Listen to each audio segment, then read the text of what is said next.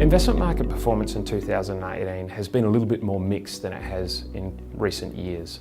If I can take you back to the GFC, we've just cycled through in March the 9-year anniversary from the market lows in the GFC.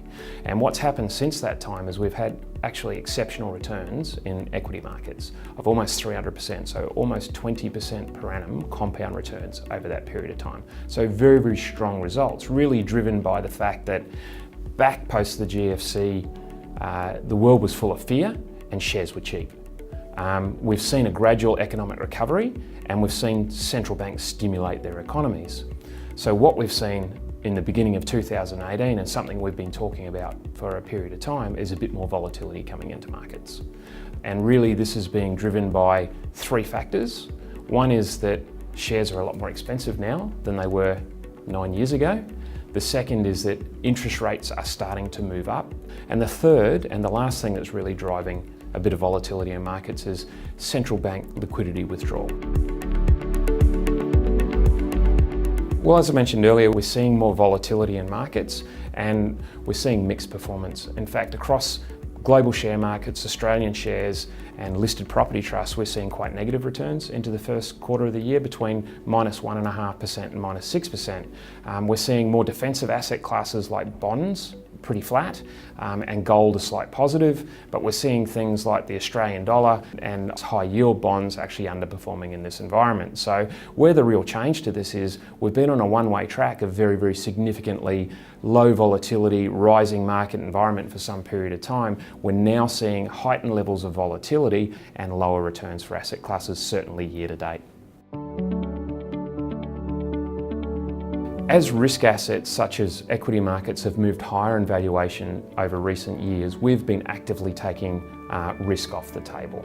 And that's being represented in the portfolio in a number of ways. The first is we've been building our cash holdings within the portfolio. It's a really key element to allow us to take advantage of volatility and when things become cheaper.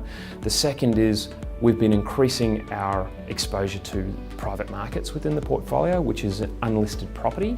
And the third is we have a strong allocation to the alternatives asset class in the portfolio, which we've maintained. So this is really an asset class that diversifies us away from the core risks of equity markets and interest rates. And actually we've seen some quite strong returns from some of the long-short managers within that part of the portfolio in this part of the year. You know, names like Bennelong Long Short, the Regal Tasman Fund and Zebedee, located in London. You know, we think that markets have really been putting risk at the back of their mind.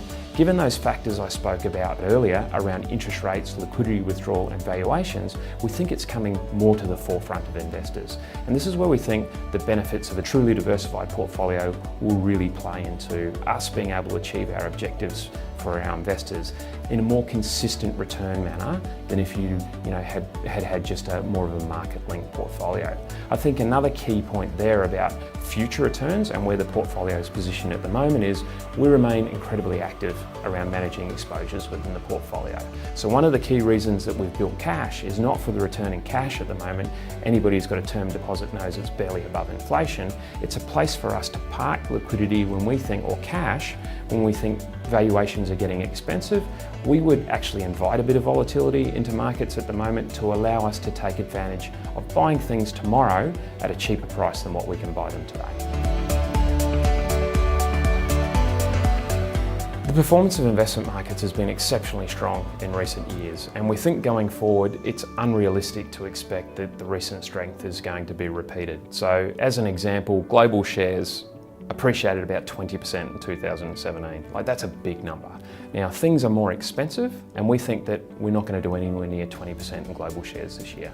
So fortunately, our approach means we don't rely on one asset class, such as equities, to deliver all of our return, and we're able to diversify our risk and pull on a range of other sources of return in both listed and unlisted markets, which we think are going to be really key in delivering returns this year, as they have been historically for us.